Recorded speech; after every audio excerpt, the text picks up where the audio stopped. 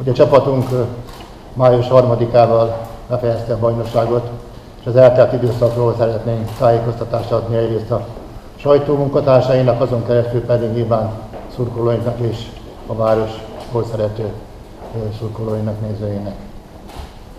Még pár mondattal visszatérnék a 14-15-ös bajnokságba, ugye a csapatunk a 6. helyet szerezte meg. Úgy gondolom, az egy nagyon jó eredmény.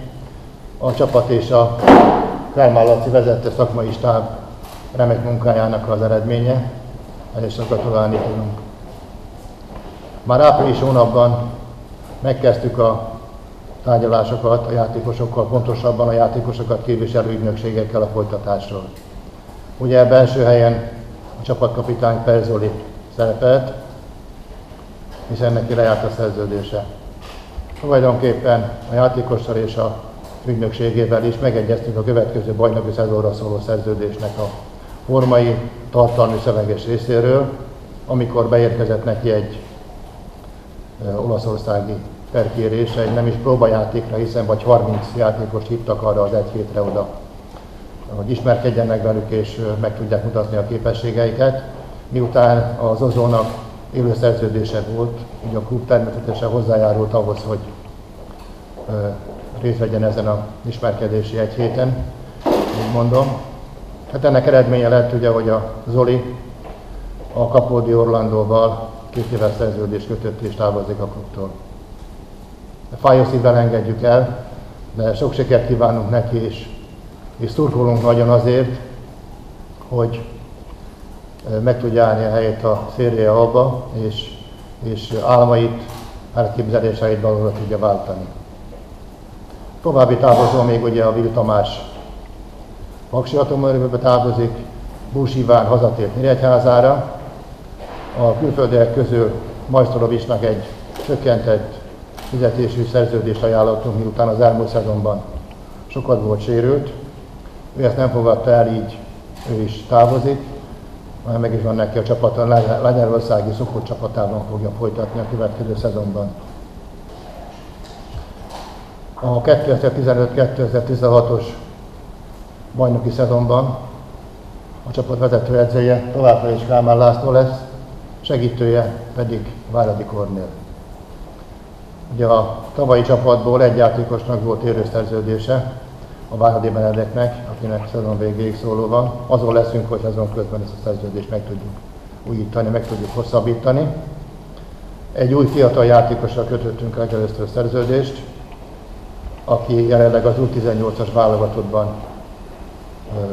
szerepel. Durázi Krisztófer, egy 17 éves, 196 centis 3-as poszton bevethető játékos, aki tehetséges és reményeink szerint rövidesen a felnőtt csapat kapuját fogja döngetni.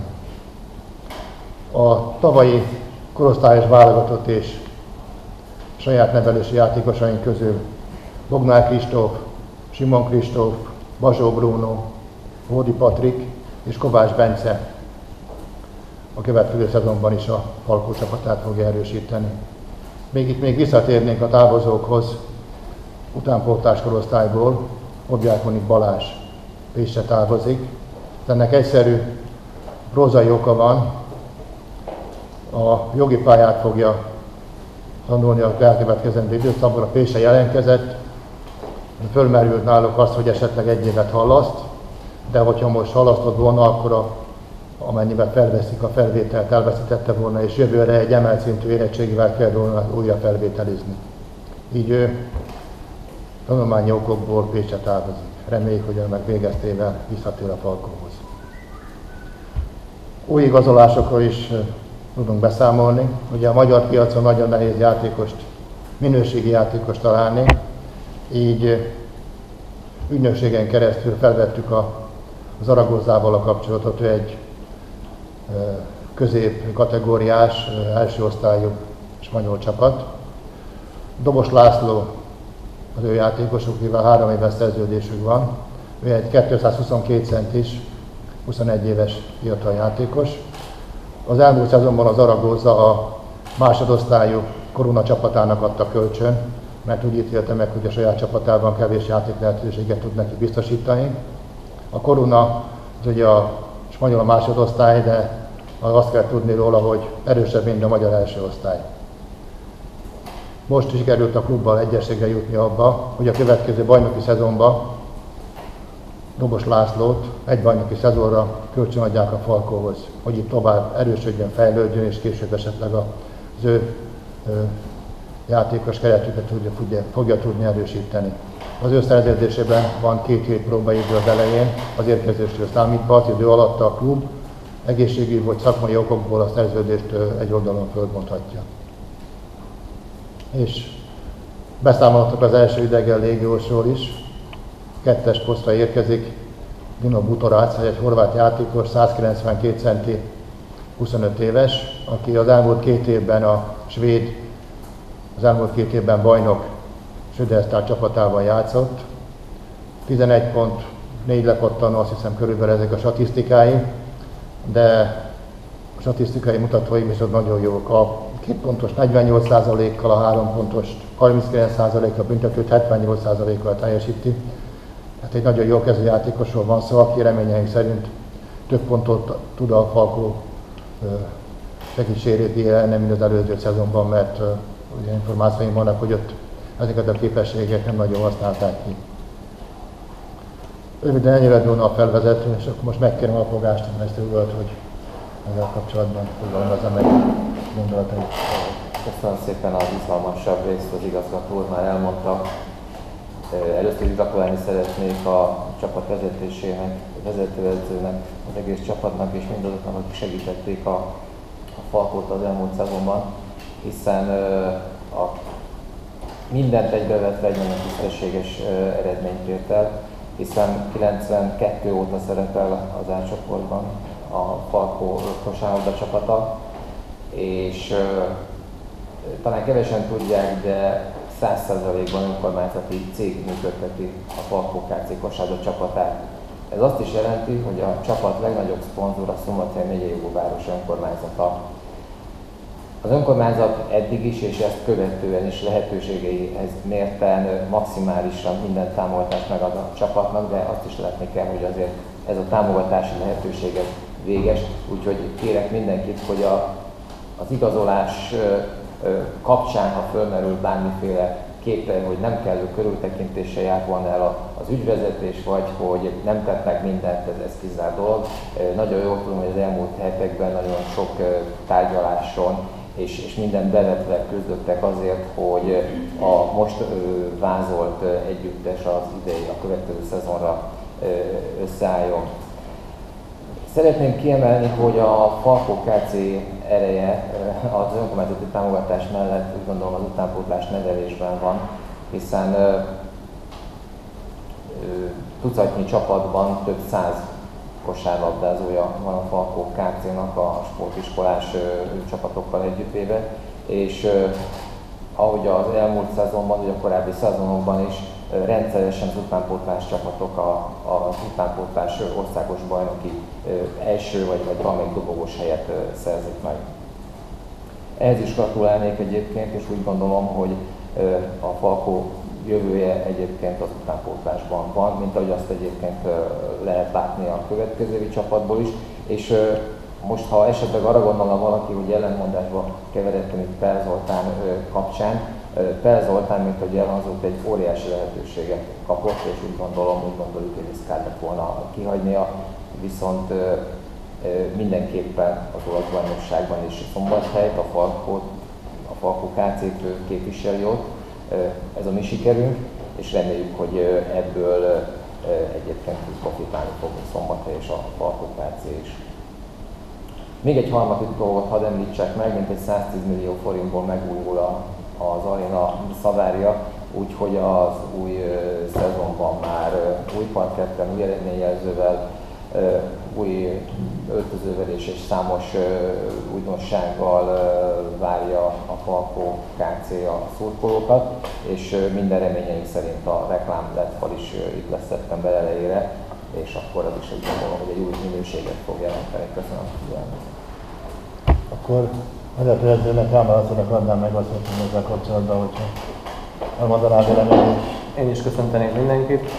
Azt látni kellett, hogy nem volt könnyű dolgom, mert a Zolikát Magyarországról pótolni lehetetlen, nem volt olyan játékos a magyar mezőnyben, akit érdemes lenne olyan szinten idehozni, hogy mondjuk jobb lenne, mint a mi saját nevelésű játékosaink.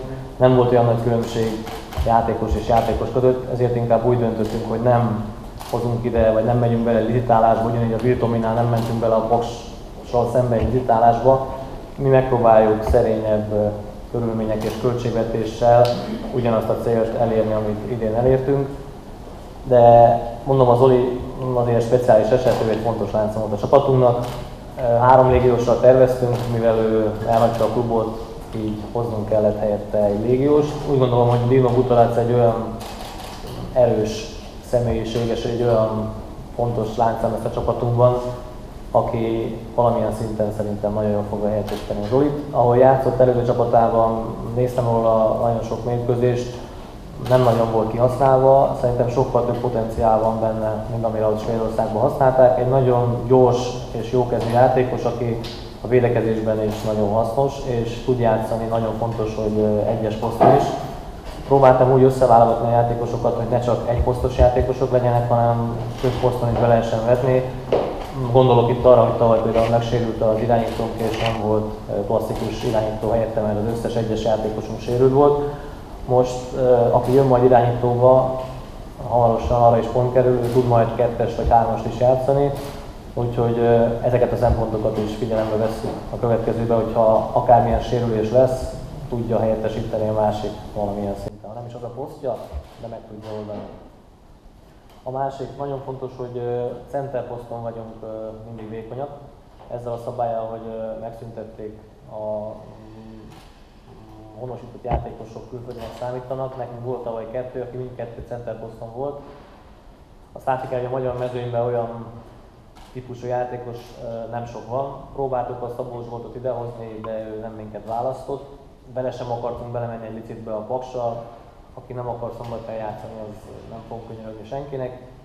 Úgyhogy a Dobos Laci pedig egy fiatal srác, akivel én beszéltem személyesen, és nagyon tenni akar és tette vágyó srác. Ő nem kérte azt, hogy hány percet játszom, mint szoktak sokan azt mondani, hogy most csak akkor ide, hogyha játsz 15-20 percet, ő azt mondta, szeretné kiharcolni magának a helyet, és megküzd a többiekkel. Úgyhogy ebből is nekem nagyon pozitív volt a Laci, hogy nem követelődött, hanem bizonyítani akarja, hogy igen, be akarja magát verekedni a csapatba, de azért látni kell, hogy ő 2-20 és nem olyan gyors játékos, de úgy gondolom a palánk alatt olyan erőnk lesz, amivel egy 10-15 percet tud segíteni a csapatunknak. A következő játékosok is úgy gondolom nagyon közel vagyunk a megállapodáshoz, azokkal az emberekkel, akiket kinéztünk. Én úgy gondolom, hogy nem lesz rossz csapatunk. Persze a kohézió fontos, de mondom, olyanokat a szempontokat vettük szembe ezeknél a játékosoknál, hogy mennyire illeszkedik, mennyire csapatember, nem csak a saját statisztikáját csinálja, de természetesen tudjon kint-bent is játszani. Próbálom olyan légiósokat hozni center posztra, akik nem ilyen statikus ötösek, hanem inkább 4-es ötösek. Úgy gondolom, hogy a mai modern kosárlabdában ez a palánk alatti játék már ideje múlt, és minden a sebességen és az erőn múlik. Úgy gondolom, fontos egy centernél is, hogy nagyon jól tudjon egyegyezni, tudja megbontani a védelmet, tudjon extrán passzolni, és lássa át a játékot.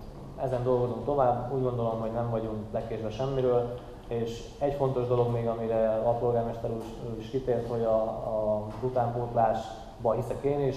Ezek a srácok, akik most fölkerülnek, teljesen mindegy, hogy most kényszerből vagy nem kényszerből, oda fognak kerülni a 12-es keretbe, 5 játékos biztos be lesz a nagy csapatba, ezek 17-18-19 éves játékosok.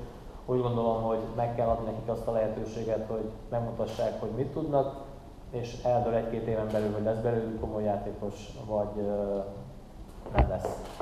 De természetesen úgy fogom csak megadni a lehetőséget, hogyha edzésen és mérkőzésen is teljesít. Most azért, mert valaki fiatal nem fog nálam játszani. De mondom, ez egy járható út. Ebből látszik, hogy mennyire szűk a magyar piac, és nem lehet igazolni magyar játékosokat, vagy ha lehet, akkor horror pénzért. úgy gondolom ez az út járható. Lehet, hogy ez most buktatókkal jár, vagy nem egyszerre a 4-re fogunk küzdeni, vagy nem egyszerre a 8-ba leszünk, de hosszú távon higgye el mindenki, hogy ez lesz a jövő útja, és a Falkonál van olyan utánpótlás nevelés, és vannak olyan játékosok, akire bátran lehet majd támaszkodni. Lehet, hogy ez nem 1 éven vagy 2 éven belül, de ezek a játékosok, hogyha szeretnek egy kis rutint és tapasztalatot, úgy gondolom ismét a Falko komoly játékerőt képviselhet, és akkor már nem kell 4 légiós vagy 5 légiós, hanem elég lesz mondjuk 3 légiós, és ezek a srácok ugyanígy ezért a klubért fognak küzdeni, ahol fiatalkorukban felnőttek, itt születtek, úgy gondolom ennél komolyabb bázis nem kell sehol, és az országban nincs ilyen bázis, ebből kell meríteni, de mondom, valamilyen szinten egy kis türelmet kell nekik adni, de én bízom abban, és én érzem azt rajtuk, hogy ebben az évben is már komoly teljesítményt fognak nyújtani. És köszönöm szépen!